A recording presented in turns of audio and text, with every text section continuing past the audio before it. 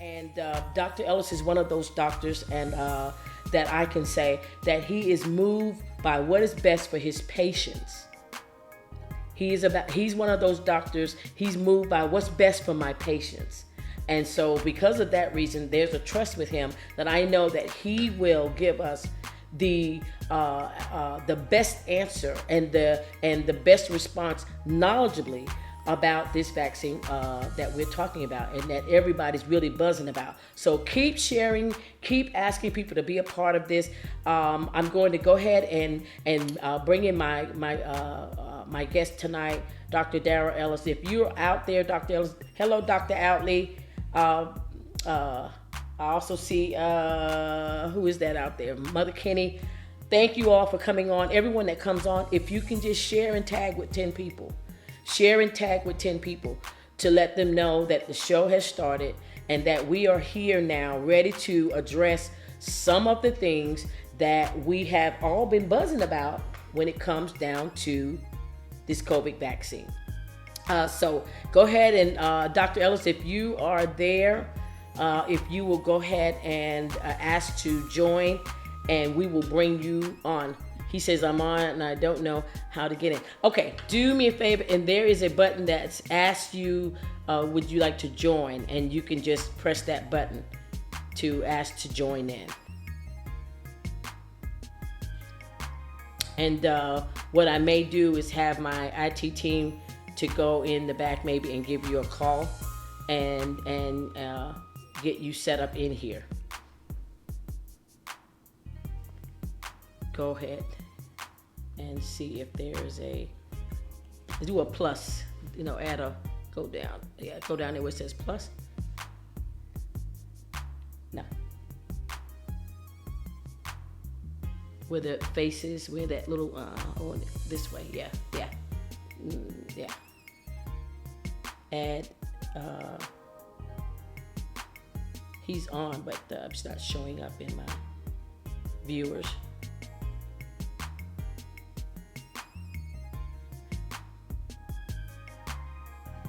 Okay, we'll just give Dr. Ellis a couple more minutes. Honey, you might want to give him a call and find out exactly what it is that he needs to do. But in the meantime, I thank you all for joining us tonight. Like I said, if you have questions and you are not sure, like even if you have already taken the vaccine, this is a good opportunity for you to hear information about what you have taken. And then if you haven't taken the vaccine, then this will be a good time for you to hear more information, because some people have already been out and done their research or went out and tried to find information on this vaccine and this COVID-19 and the devastation that it's causing. But what we haven't, we can never be too educated in something. We would definitely need to make sure that we have all of the information that we can gather, especially when it comes down to giving us the correct information, because we have a lot of information out here, but what happened is that we have information that sometimes doesn't line up medically. It's a lot of rumors and it's a lot of not so much truth to it. And so that's what we're trying to do. We're trying to dispel the lies, the myths, and the rumors of the COVID-19 vaccine.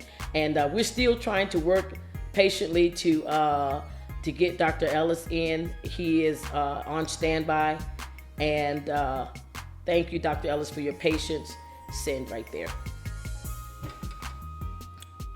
Yes. And basically, Dr. Ellis, all you have to do is just request to join. There's a button at the bottom of the feed that says, it's like a little person, a little man or something like that. You got to twist it a little bit, honey. Yeah.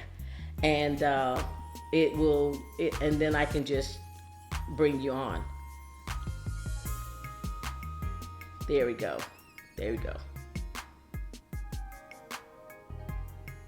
Press the little man down there with a red, yeah. Yep. Accept that. And he's being added now while he's waiting. I just want to give him thanks for coming and taking out of his time to join us. I thank him for, he is a community activist. He's one that gives of himself and of his time. And here is just another example of him showing that he is willing to give of himself to help us to be educated in things. And I thank you for that, Dr. Ellis, in advance. I saw the request say approve, honey. Yeah. Thank y'all for your patience. Oh, we got him. Hey, how y'all doing? We're doing well, sir. Thank you. I was just giving you kudos for once again commitment to the community. One that's always willing to give of yourself. You don't have to do this. You have a your own practice, your business, your own family. And you don't have to give up your personal Sunday evening to come and talk to us about this thing that we're all battling with and that we're all dealing with. And so I say thank you for joining us tonight. My pleasure, absolutely. It's an important topic and something I've become very, very passionate about just because, it lines up with His Word. His Word says that our people perish for a lack of knowledge. And there's so much misinformation being spread around out there now that has invoked fear in the hearts of so many people. And based on that fear, people are making decisions that I think are not necessarily lined up with what's best for them, and certainly not what's best for our community. I always say any decision you make out of fear is generally the wrong decision. That's absolutely true. I'm going to ask you just if you could, I don't know, you turn your phone or your device and it caused you to be upside down to us. So I don't know. I think you're maybe trying to get out of the glare, but I can see you very clearly. But yes, I think you're absolutely right. Sir? Am I back up right side up? You're back up right. Yes, sir. Right. And I did want to say that, can you give us some history about you, your history as far as your time as a doctor, can you give us something on that so people will know who they're talking to? Absolutely. I'm from New York originally. Went to undergraduate in medical school at the University of California in San Diego, and then did a 1-year internal medicine internship in Albany, New York, followed by about 6 months of emergency medicine residency training before coming down to Columbus, Georgia, where I did the family practice residency program. Graduated in 1994 and have been in practice in Phoenix City since then. So we've been at it for a while now. You have, and that's what I was trying to let our audience know, because like you said, there's so much information out there. There's so many people with an opinion about this whole process that we're all going through, and we have to have people invoked into this thing that have some medical understanding and knowledge. Absolutely. And so I thank you for coming on for this. I guess slip me a little note here.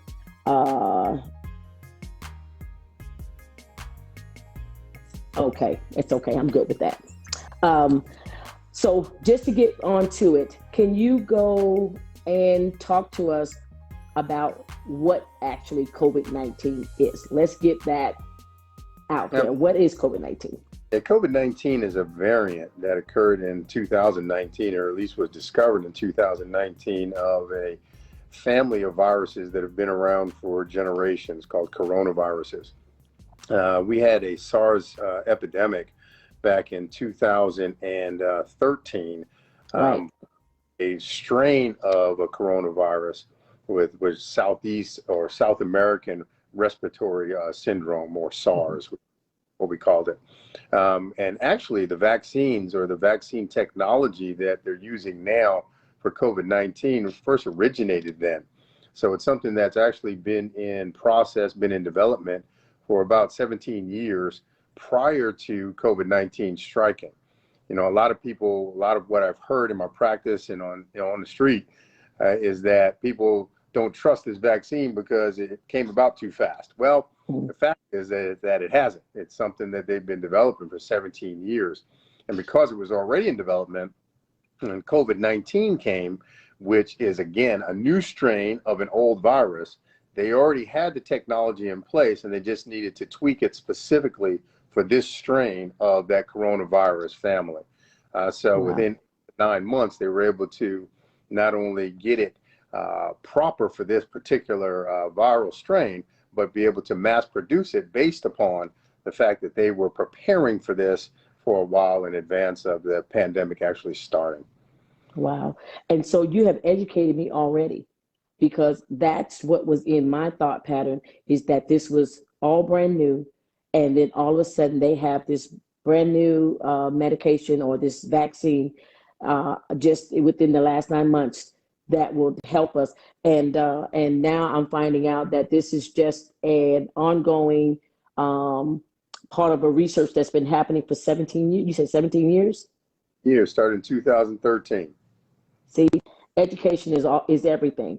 Is this similar to how the flu viruses as well? Like we have different strands of flu and things of that nature. Is this in the same line as that when it comes down to vaccines?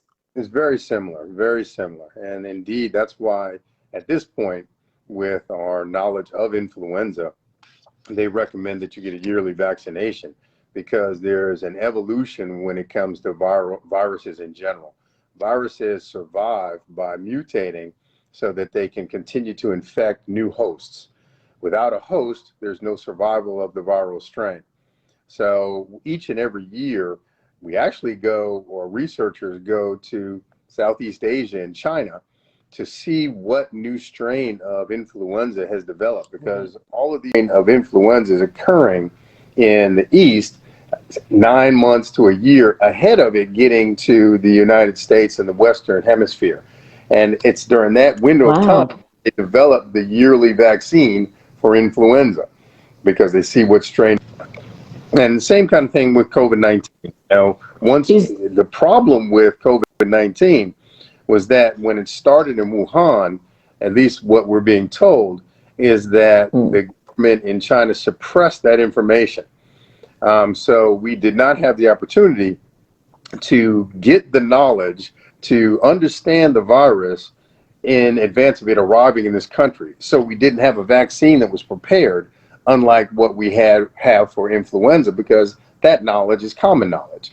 When new strains evolve, we're over there and we see it, we identify it, we synthesize the appropriate antibody reaction to it, and that develops the new vaccine.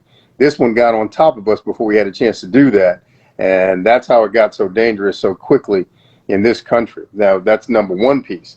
The other piece to why it became so dangerous is that this particular strain of coronavirus is extremely infectious. And not only is it extremely infectious, it's very, very, very what we call dangerous with respect to how it causes illness. It attacks particular cells in the respiratory tract that elicit a very aggressive inflammatory response in the lungs.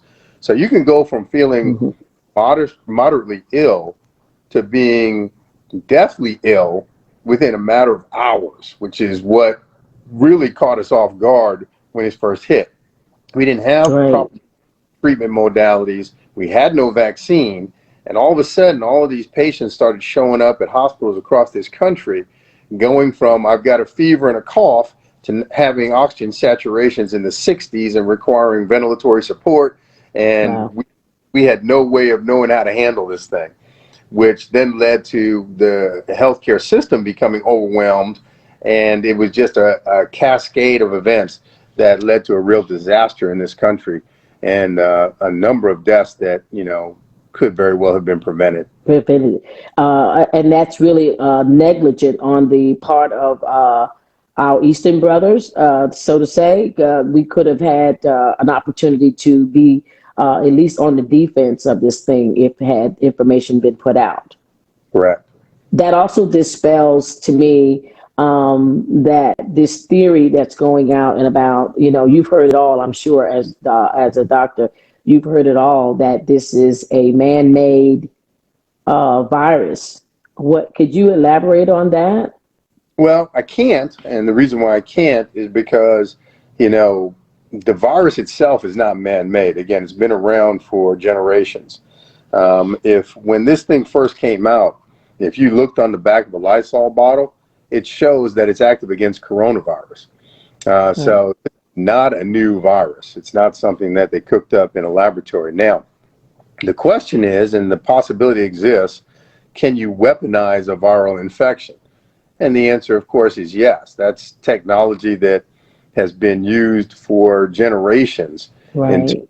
of trying to develop biologic weapons to disable your enemies so that you can then take advantage of that opportunity. Now, I can't say whether or not COVID-19 itself is one of those biologic weapons that was cooked up in a laboratory and then escaped, or whether it was a natural variation of an already existing virus. I don't have that information, Okay. you know. Okay. But from my perspective, regardless of where it came from, it's here, That's and right.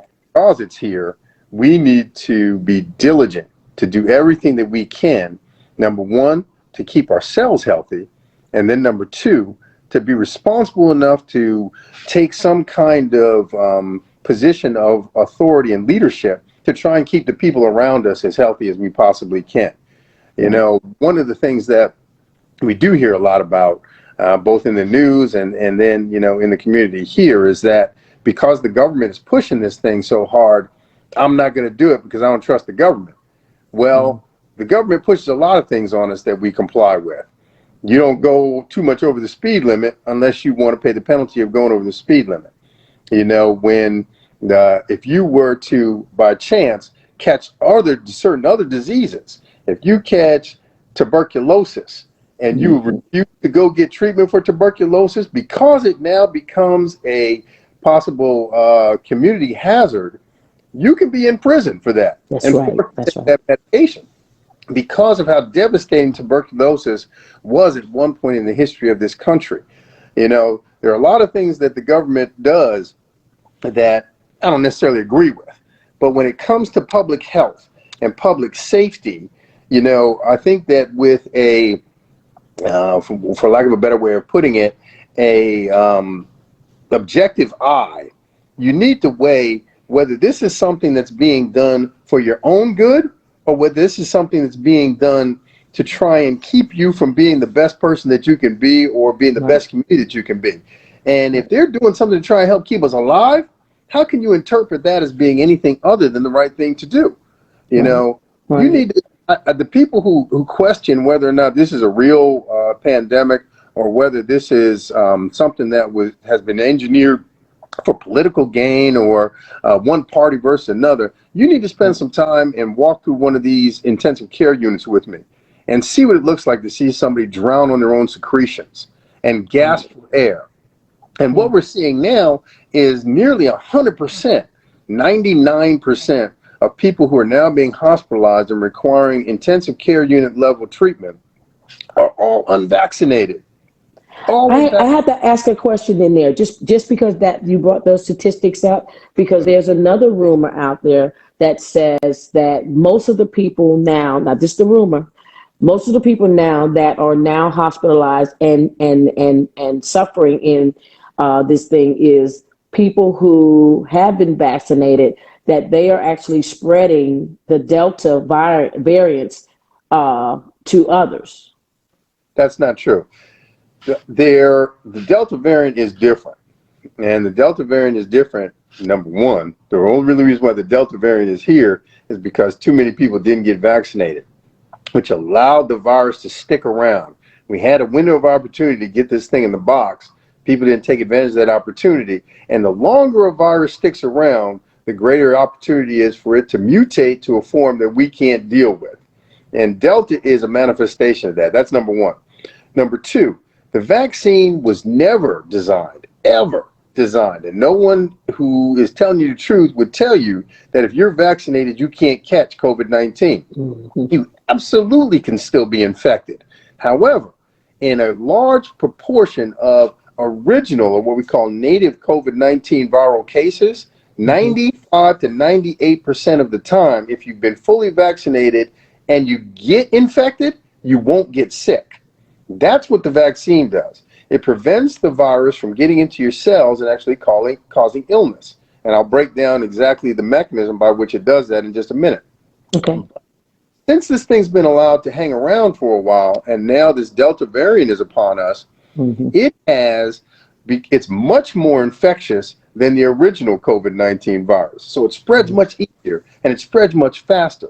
They're now equating it with how quickly the chickenpox can spread. You can be in a room with somebody with chickenpox and get chickenpox. Matter of fact, when we were kids, that's how our parents got it out of the house. They put us all in the same They put everybody in the room and let them in. Exactly. You don't want to do that with COVID-19. No. But, you know, it's much more infectious and it's much more deadly. I mean, the patients that we're seeing who are being hospitalized now are really, really, really sick. And they're getting really sick really fast. And it's kind of sneaky how this one comes upon you, because unlike the original variant, most people who, when they have the original symptoms, seem to be much less ill. They think that they have problems with their allergies. You know, they get postnasal drainage, they get some nasal congestion, they'll get facial pressure or a headache, and then they start developing the fever. And then the body aches, and then the cough, and then the shortness of the breath. And then once you get to the phase of what we call the inflammatory phase of this process, and I'll talk more about that as well, you can go from sitting there talking to somebody, having oxygen saturations in the high to mid 90s, to within hours, struggling for your next breath with oxygen saturations in the 50s and 60s. I mean, it hits fast and it hits hard. So it's much more infectious and it's much more virulent, or causes illness much more readily than the original strain did. Now, let me back up a little bit and talk about how the vaccine works. The three vaccines that are available in this country are the one shot or Johnson & Johnson vaccine, and then the two shots, both Pfizer and Moderna brand. Pfizer and Moderna are what we call mRNA vaccines. It's a new technology, and that's that new technology that they started developing back in 2013, where they have been able to synthesize a piece of messenger RNA. Messenger RNA is a molecule that's in every single cell of your body. And what it does is it tells the ribosomes, which are another part of the cellular structure, to make specific proteins. The message that's in the messenger RNA codes for specific protein. Depending on what protein your body's trying to produce, the RNA and the DNA in your system creates the messenger RNA for that protein. Then the ribosomes create the protein, and that protein is then released into your body to be utilized by your body. What the vaccine does is it takes this synthesized piece of messenger RNA and it tells your cells to produce a specific protein called the spike protein that is nearly identical to the protein that is on the surface of the COVID-19 virus. Without that protein, the virus cannot gain access to your cells and cause infection. So by you producing this protein yourself and allowing your immune system to see it as a foreign entity, without you being infected, you develop antibodies against that specific protein. So that when you do come in contact with the COVID-19 vaccine and it tries to attach to your cells to cause infection, your antibodies are already prepared and they attack the protein, killing it or denaturing it, which is really a more technical term, preventing it from being able to cause infection into your cells and keeping you from getting sick.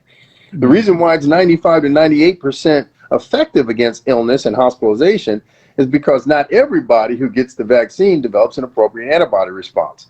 And that's true for everybody who gets any vaccine.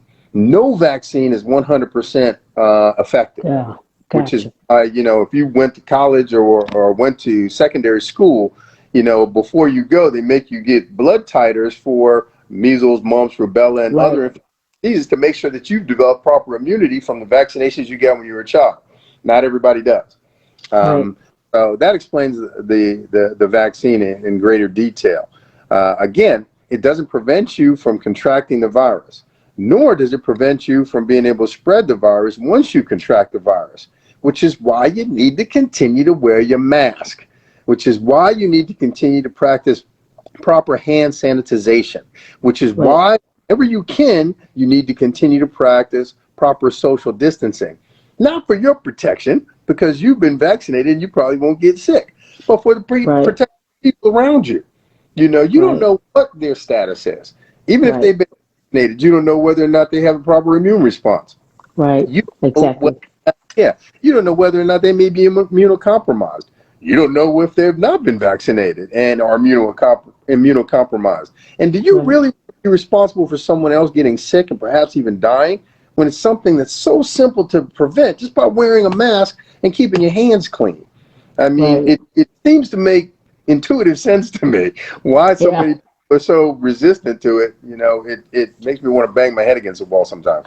Sometimes it does. I wanted to ask some of these questions that some of the viewers have sent in. I have this one question. Someone says, since COVID has the ability to mutate and has already mutated, will a shot be needed every year like the flu shot? Very likely. Very likely. They're already talking about booster shots for COVID-19 as we already know it, with the Delta variant and without the Delta variant, because what they've found is that your immune response to the vaccine wanes over time. That's true for most vaccines.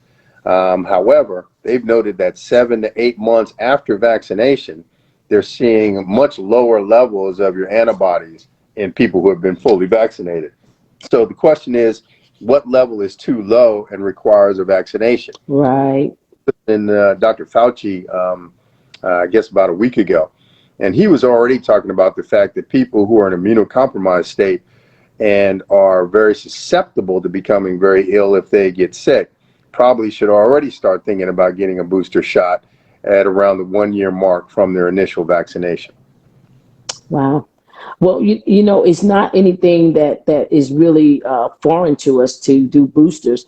I mean, we do boosters on a lot of things that we have taken over the years. And so I don't see why this would be any different if it's something that's going to keep us safe from being sick and being ill, like which our vaccines are there for that reason. So I don't know why people are pushing against boosters on this particular disease or this. I don't know why we're fighting this so hard. But I think it's because some of the myth that has gone out, like I'm going to tell you about one of them. And please, Dr. Ellis, do not laugh when I say what I am about to say. But someone has made mention that the vaccine is actually a tracking system. Yeah, I've heard that. And that if you get the shot, you take a quarter and you stick it on the shot where they gave you the shot, and it'll stick on there because it's got a magnet in it. Well, you know, if it sticks, it's because it's from inflammation from where you got the shot as your body starts to react to the vaccine. And trust me when I tell you, the government already knows everything they want to know about you. If you've got a smartphone, they know where you are, they know what you bought, they know what you like, they know how much you spend, they know how much you make. They know what time you go to bed, and they know what time you wake up. They know your family's names. They know where to find them if they want them. So they don't need to create a vaccine to track you. That technology is already there, and you carry it around with you everywhere you go, whoever has that question. Everywhere we go. And use it. And we put everything in it, too. We put all of our information in it. So I don't know. I just... Sometimes I think that we just make paranoia, you know, we create our terror. And that to me, that was just one of them. The 5G. Did you hear about the 5G one? Yeah. That all of this, it doesn't medically make sense to me. And when I hear about the 5G system, and this is how they're supposed to, did you hear that they're supposed to be trying to eliminate the African American culture because we won't take the vaccine because we are out of fear. And so this is a way of doing a mass, genocide. Well, you know, to be honest with you, and I was giving this some thought earlier today, just the opposite is what's happening. You know, because people have listened to some of these conspiracy theories and some of these thought processes that indicate that the vaccine is designed to take us out. a large portion of the African American population is not getting vaccinated. And we were, before the vaccine was even available, more than 3.5 times more likely to die from this viral infection should we contract it than the general population. So we're already at a higher risk group. By taking the hype, or believing the hype, if you will, believing the deception that this vaccine is dangerous to us and being designed to take us out, and not getting vaccinated, we're actually playing right into the hands of those who don't want us to be around. Exactly. We're likely to get sick and die from this viral infection. And now we have listened to the wrong people and not take the vaccine that can protect us. It doesn't make sense. Now, having said that, I understand some of the hesitation of African Americans, particularly in this part of the country, to vaccination programs that are rolled out by the government based upon the Tuskegee experiment and the way that was handled. It was rolled out as a vaccination program. The difference is, this is not a vaccine that's being targeted to a specific community or a specific subgroup of our population. This is for everybody. And if they were trying to take us out, do you think that they would be supporting it in Beverly Hills and Green Island Hills and Washington, D.C. and everywhere in this country where the power brokers really are, if they were trying to take us out? No. And when you go to these vaccination sites, or when the vaccination sites were really wide open, and you saw who was in those lines to get vaccinated, they didn't look like us. That's right. It's exactly right. Still the case. You know, now there's a subgroup of, folks who are ultra right wing who, don't want to do anything that anybody recommends that they do because they feel it's infringing upon their rights. But, I've got a whole nother speech for that, but I don't think that's right. We won't let you get on that soapbox. Yeah. But another question someone had about the vaccines, they asked specifically about the Mrna shot. Are there any long-term side effects? They asked about the Mrna specifically, but I want to know, are any of them with that long-term side effects? Well, the truth is that the Mrna vaccine and the Pfizer vaccine are the same vaccine. Okay. And I think Mrna purchased it from Pfizer, and then they, used a different packaging system so that they can vaccinate their vaccine. You have to wait 4 weeks between the first and the second shot, whereas Pfizer, it's 3 weeks, but it's the same mRNA vaccine. The Johnson & Johnson is a totally different technology. It's an older technology called the vector vaccine, where they actually take a piece of the RNA from COVID-19 and they insert it into a cold virus, and that's what they're injecting into you. I do not recommend that vaccine. Okay. Well, I appreciate that. Yeah. Because it has the possibility of inserting a live virus. Is that what the problem is? Well, no, it's not that they're inserting a live virus, but by inserting that piece of the RNA or the genetic makeup of the virus, you don't necessarily know what properties of the virus that piece controls. So when they started seeing all these problems with thromboembolism or blood clot formation, that's exactly some of the stuff that we're dealing with in patients who are actually infected. There's increased risk of blood clots and strokes and heart attacks and, peripheral ischemia and those kind of things. So it wasn't surprising to me that this is what they started seeing when they gave that particular vaccine, because it's what you see when that virus infects people in a native state. So my suspicion is that the piece that they took coded for those blood clots, and they didn't find it out until after they started giving it to people. But I wouldn't recommend that one. That for that reason, number one, but number two, because it's not as effective. And anything that's less effective and seemingly more dangerous is something you probably stay away from. Even with the original strain of COVID-19, the Johnson & Johnson only reported 70% protection against illness. Right. And now against Delta, it's down to around 40%. So yeah, I don't think it's I a good. think a lot of our teachers Mhm. here in the Muskogee County area were actually vaccinated with the Johnson and Johnson. Mhm. And so, would you like? What is your recommendation to those who have taken the Johnson and Johnson?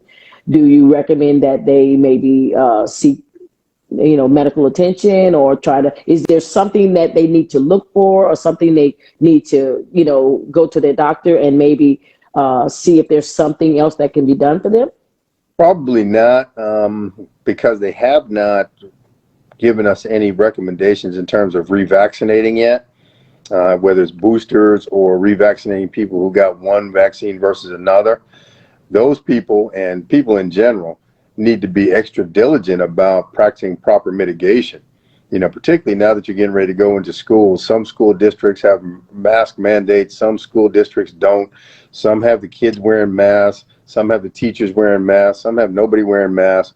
I mean, do not, and I hope y'all hear me clearly when I say this, do not allow what the political parties in power say you need to do override your judgment. Okay? If you're in a situation where you feel like you're at increased risk of getting sick, put on your mask, whether it's mandated or not. I recommend you do it anyway, and particularly if you've been vaccinated with the Johnson & Johnson vaccine that really does not have much efficacy. You need to protect yourself by all the means that you have available to you.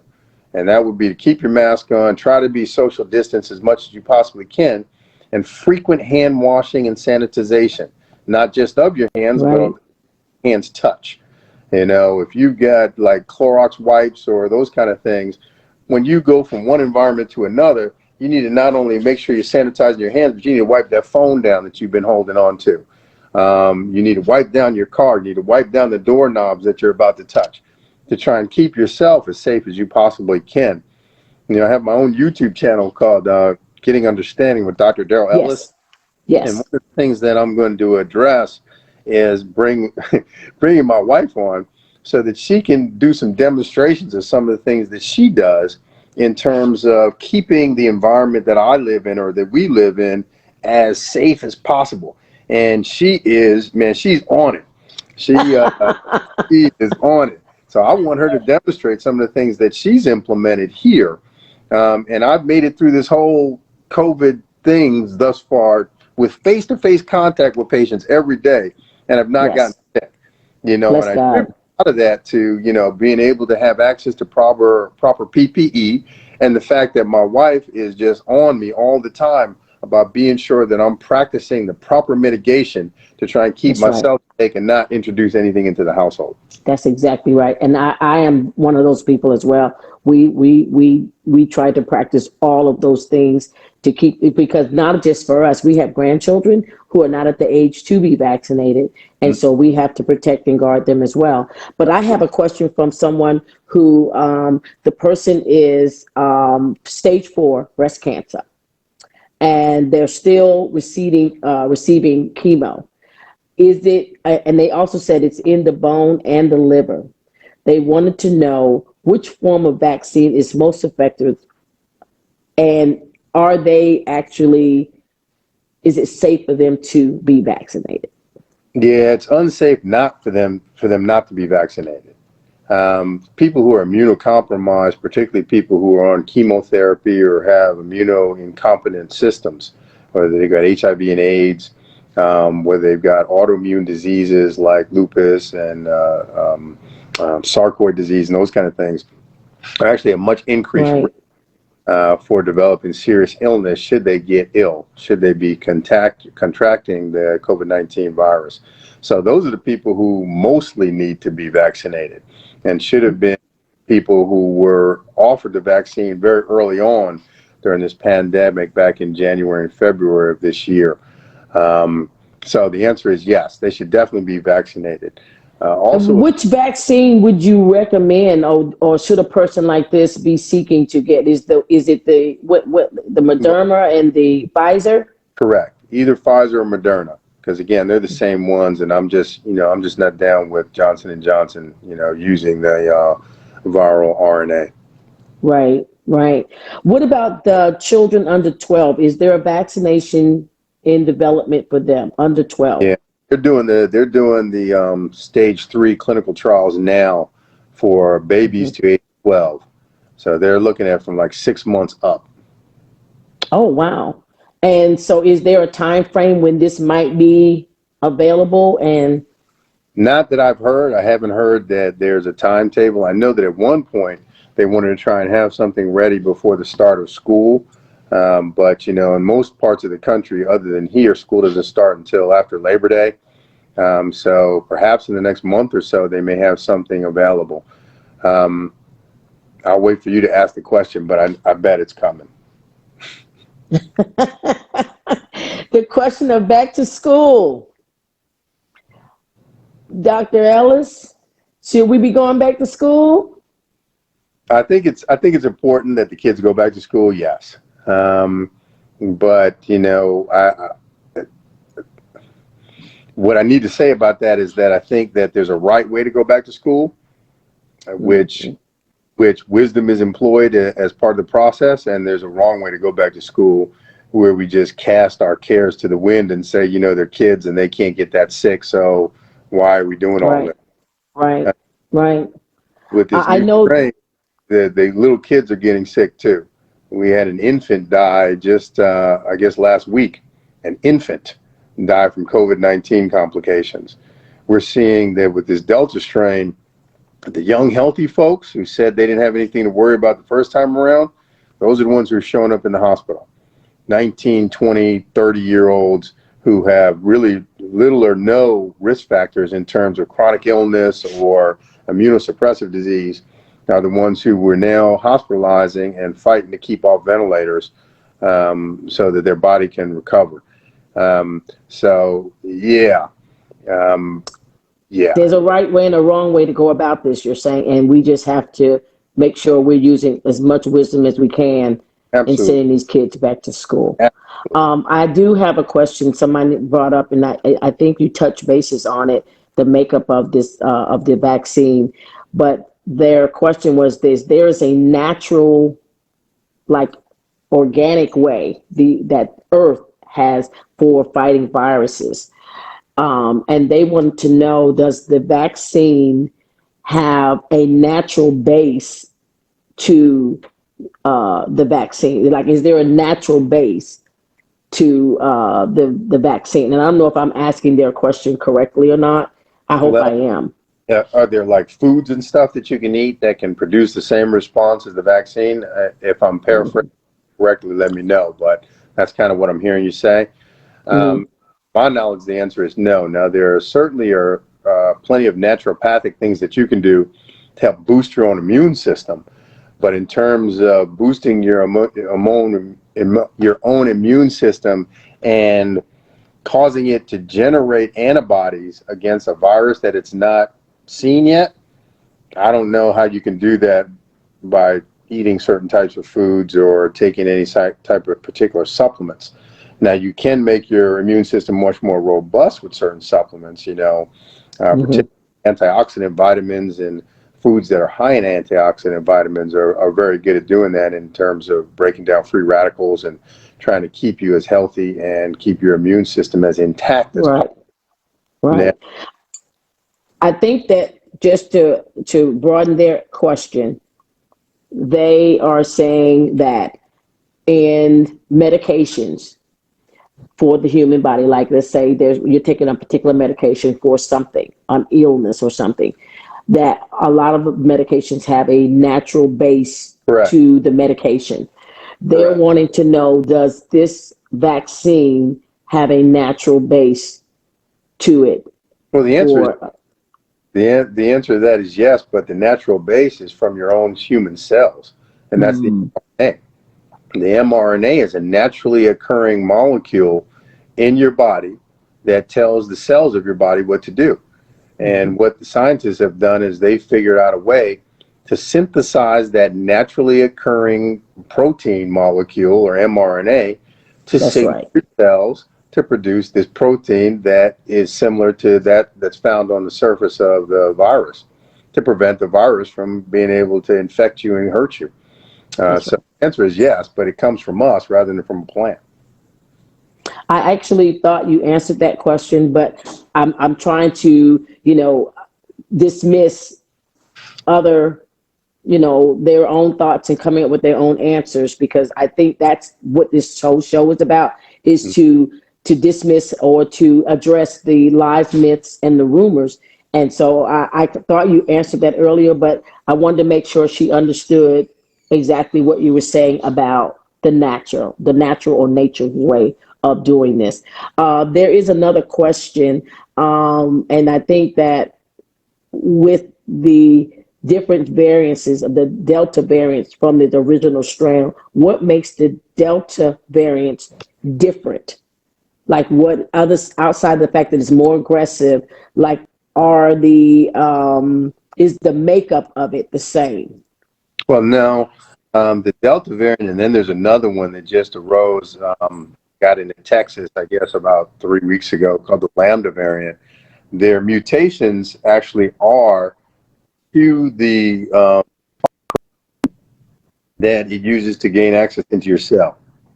So, as you've seen, and you've probably heard on the news, people who were immunized against the original strain are still getting sick. They're just not getting as sick as people who haven't been immunized at all.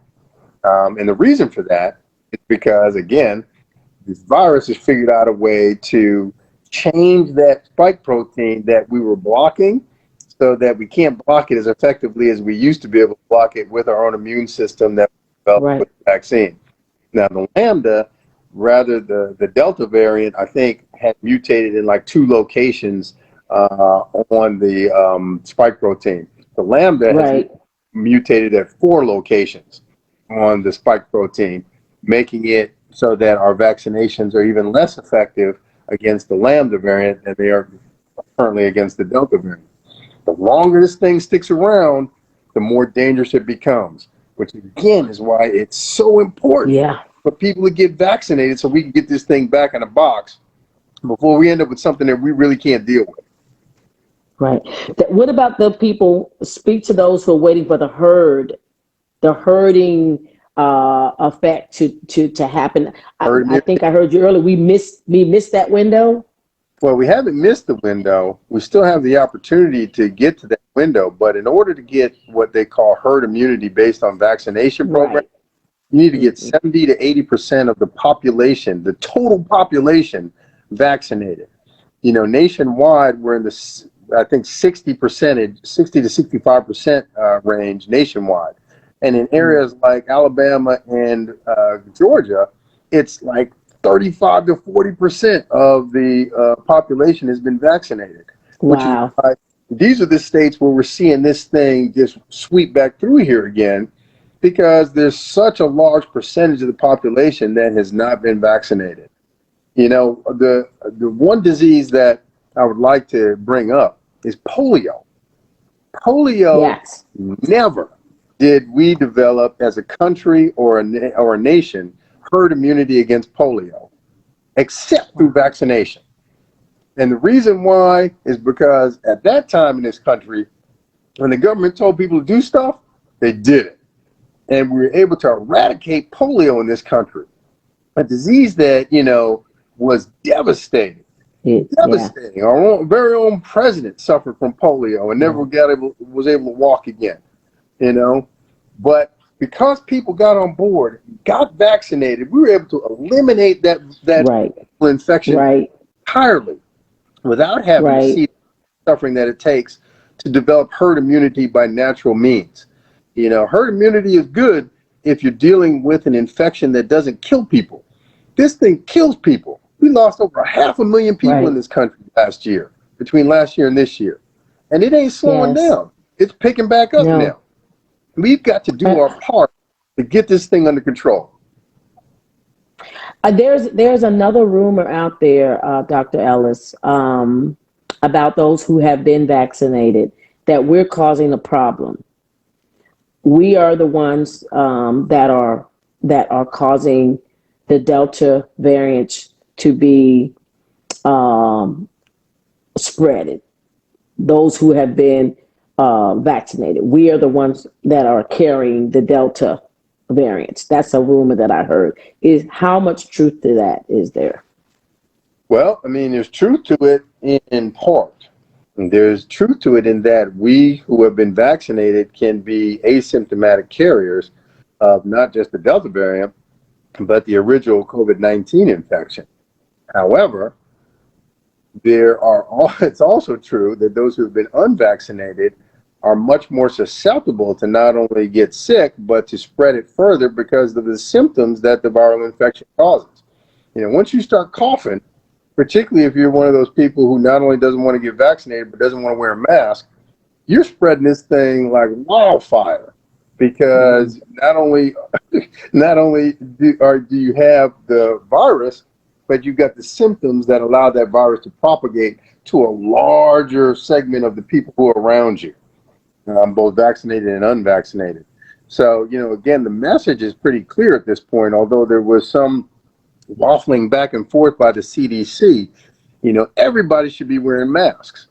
Everybody should be wearing masks, vaccinated and unvaccinated, so that you can protect the people around you. And that's been the purpose of the mask from the very beginning. A mask protects you against getting the infected. The mask protects people around you from getting infected if you're infected, because the mask can't filter out an actual virus, but it can filter out the droplets that come from coughing or expiring humidified air or sneezing, or those things that can carry viral particles in them. That's what the mask is for, to protect the people around you, not to protect people around you. That's why everybody got to wear the mask. And I think sometimes it's hard to get people to understand the wearing of the mask if they believe this is just not real. It's hard to get people to comply with not just protecting. This is not just your protection, but this is protection for those around you. It's hard to get people to fall into that when they feel like this is not real. This is really a hoax. And it's hard to talk to people who have that mindset that 500,000 people, over 500,000 people died from this thing. And when they start comparing people who died from the flu, they'll bring that up. Well, we have thousands of people who died from the flu. That's true, but why have death from something that can be prevented by just wearing of a mask, or either just allowing yourself, if you don't want to be vaccinated, to at least protect those around you, and have a heart about that. So I don't know, Dr. Ellis. Do you have some more information for us about the vaccine? Yeah, one of the things that I hear a lot of when I talk to patients about why they haven't been vaccinated, one of the things that they'll say is that I don't trust it. I don't trust the vaccine, or I'm afraid of the vaccine. I think that your trust needs to be reevaluated, because or this other one, I don't know what's in it. Right. Number one, you don't know what's in anything that you put in your mouth on a day-to-day basis for the most part. Some of these same people smoke cigarettes with 110 different cancer-causing agents in every single drag that you take. 2, drink sodas. You don't know what's in that soda. Don't use ketchup on your burgers. Have you ever seen what ketchup can do to a tarnished penny? You have no idea what's in those things, yet you routinely participate in them. Those same people, when they get sick and they show up in the hospital, who won't take a vaccine because it's not FDA approved, and they can't breathe, and I offer them a non-FDA approved treatment option in the form of remdesivir or Actemra, they are more than ready to take it at that point. More than ready, because now it becomes real to them. Some people are the show me variety. Until it happens to me, I don't believe that it exists. Well, unfortunately, if it happens to you, you may not get a chance to have a second chance. So, strongly encourage y'all, man, get some information that makes sense. Get some information that makes sense. Nobody's trying to hurt you. I went into this thing to try and help people, to try and save lives, to try and decrease suffering. I promise you, if I had any inkling that the purpose of this vaccination program was to hurt you, number one, I never would have taken it myself. And number two, my ethics and my integrity would not allow me to encourage others to take it. And I put a lot on my ethics and my integrity. You need to get vaccinated. And once you're vaccinated, you still need to wear your mask and you need to practice proper sanitization. Let's get this thing under control. Let's get through this so that we can get back to life as we once knew it. We're getting ready to go back into a lot of those restrictions that people protested against and fought against and murmured and complained about, because the same people then would not get vaccinated to prevent the restrictions from having to occur again. Coming back around, they're getting ready to start shutting down schools again. They're getting ready to start taking away some of the things that we looked so much forward to and have been, so upset that we've not been able to participate in, because people are just being hard-headed in a lot of cases.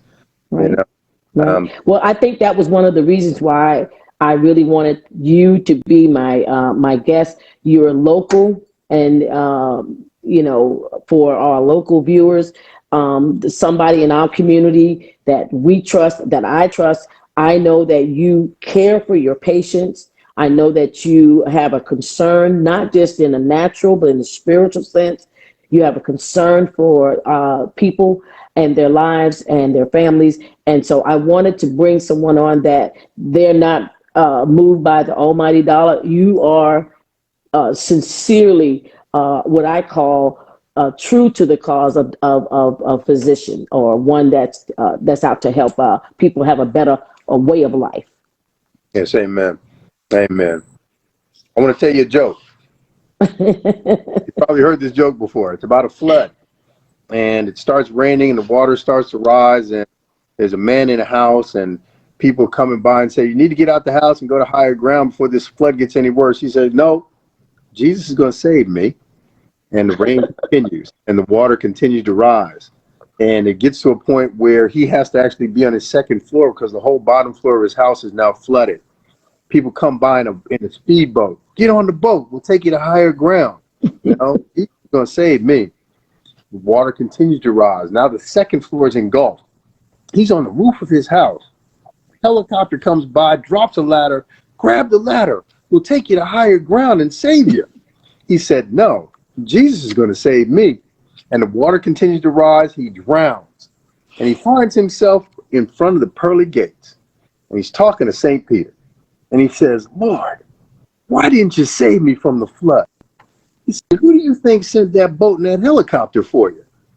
It's important to realize that the word says that God gave us dominion here on earth to choose who you will serve.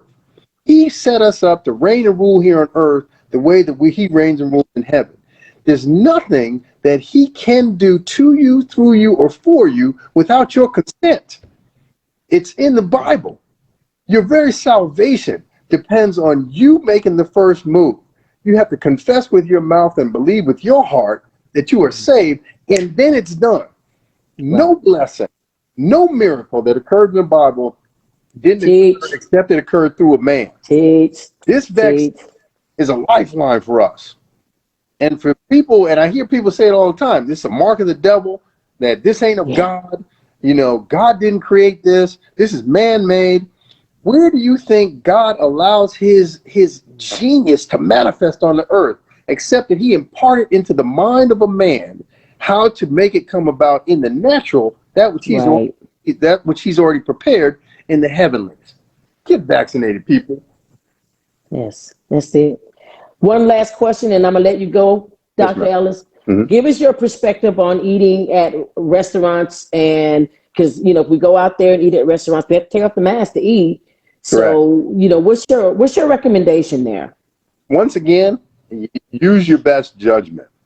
When I go to restaurants, I wear my mask in and I wear my mask out, and I sanitize in and I sanitize out.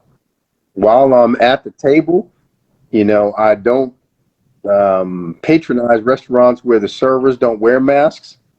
And if I'm in an environment where I feel it's uncomfortable because the tables are too close together, then I'll take my food to go.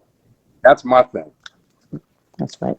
Hmm. Well, we practice that same thing. We do not go to crowded restaurants, and we will take a to go immediately. And yes, our server must have on facial gear in order to serve. So, Dr. Ellis, is there anything else you want to share with us before I, just release and let you go, and then just tell people some additional information?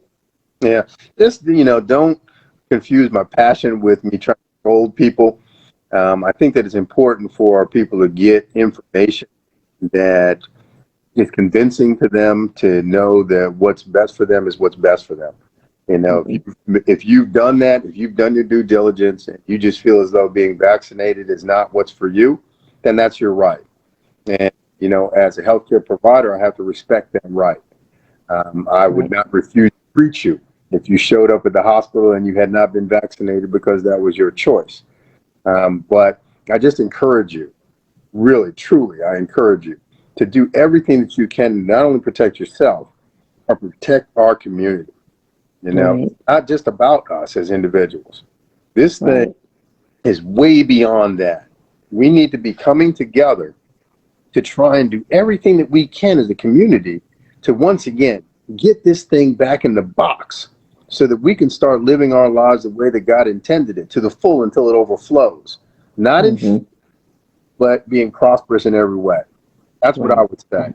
I want you to come Yeah. and join me on my YouTube channel. It's called Getting Understanding with Dr. Daryl Ellis, Good where we've stuff. been talking a lot about COVID-19 and the Delta variant. We're going to start talking more about ways that you can try and make yourself or put yourself in the best position health-wise, so that whether you've been vaccinated, whether you haven't been vaccinated, if you get sick, your body will be in a position where it can fight it off. We're going to talk Right. about diet. We're going to talk about exercise. We're going to talk about the types of foods that can help boost your immune system. We're going to talk about healthy weight loss. We're going to talk about a bunch of different topics, so that we can try and help encourage people to get the Yeah. knowledge they need to be the best that you could possibly be. The temple of the Holy Spirit, we need to take care of it. And sometimes if we don't have the knowledge to do so, we can be making a mess of ourselves unbeknownst to ourselves. Amen. Dr. Ellis, I will share your YouTube channel with everyone that I know, and I will encourage them to tune in to you. You again, like I said, are just phenomenal. I love your spirit. I love what you do for our community. I love the fact that you take the time to, and this is just you ever since I've known you. You've always taken the time to educate. And so once again, your YouTube channel is just mirroring that same spirit of educating us, putting us in a better position to have a better us. Amen. Thank So you so thank you for joining us tonight, much. I appreciate it. and I appreciate it. Tell Miss Erica, thank you for sharing you tonight with us for a little bit, and we'll let you go to your family and continue your Sunday afternoon. God bless you, and thanks for the opportunity. Thank you, sir. Bye bye. So the rest of our listeners, you go ahead and release Dr. Ellis.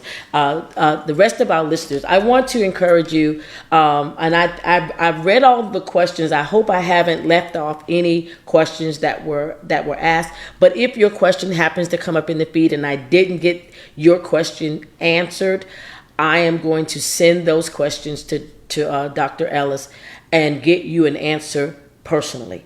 I will get you an answer to your question. But I wanted us all to hear the same information, that a doctor with compassion and love for people can give us. And so I hope that it was informative for you tonight. I hope it has given you some understanding.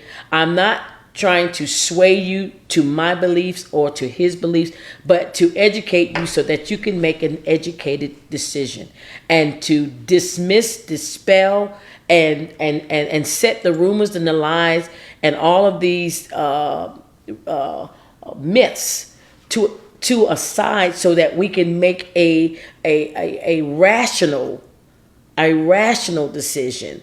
And so if you do decide or don't decide to get the vaccine, at least know why you're doing what you're doing, and not let someone get in your head with some funky stuff, some stuff that doesn't make sense. And at the end of the day, we all got to trust God. We all have to trust God with our lives. But like Dr. Ellis explained, he has given us knowledge and understanding, dominion here in the earth. He has given us things that we use on an everyday basis, that God gave us the knowledge and understanding so that we could have a better way of life here on the earth. And so let's not forget that everything is not going to be by miracles, signs, and wonders. Something God give us to help us. It's all about trusting here, the things that he's given us here on the earth. And so just for you joining in tonight, I want to say thank you. God bless you, all the pastors. Thank you, Dr. Outley, for joining.